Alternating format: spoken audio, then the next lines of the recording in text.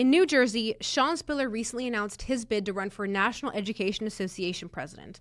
According to a news source called the New Jersey Globe, quote, former NJEA president Sean Spiller is launching a challenge to the incumbent president of the National Education Association in their 2026 leadership election, close quote.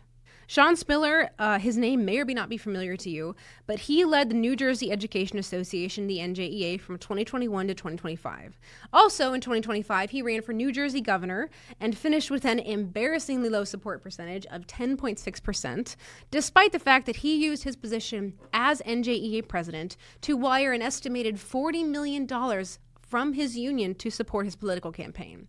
Now those $40 million are rightfully the subject of a lawsuit because NJEA's members, when they signed up to the union, they did not consent to have their money be spent on Sean Spiller's political campaign, yet that's what the money ended up being used for.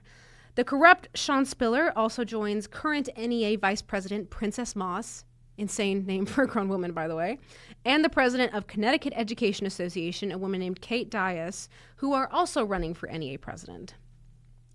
Details other than that are not super relevant. The fact is that none of these people, least of all Sean Spiller, should be given the authority to run an organization like the NEA. We need to ask ourselves that if Sean Spiller was willing to spend $40 million of his members' money on his personal political campaign, what else is he willing to do to get what he wants? Probably a lot. And I'm willing to bet that Princess Moss and Kate Dias, who are already high up the chain in their own respective union industries, are no better than him. I've said this before, but the political left in America are enamored with shoving down our throats this idea that capitalism is bad and personal success is bad and nobody should be rich because being rich is innately evil and bad and selfish. But somehow all of those moral quandaries disappear when you funnel that money through a union.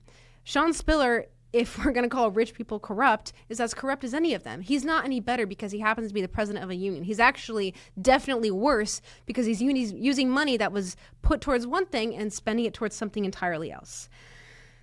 And this rings true in every single union scenario. The NEA rakes in $384 million a year. Becky Pringle gets paid $500,000 a year to go on TV shows and run her mouth.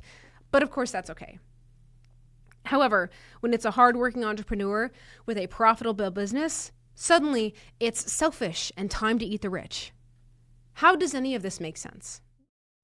Thanks for watching the new Frontline podcast. Hit that subscribe or follow button to stay up to date on every episode we post, and drop a comment down below.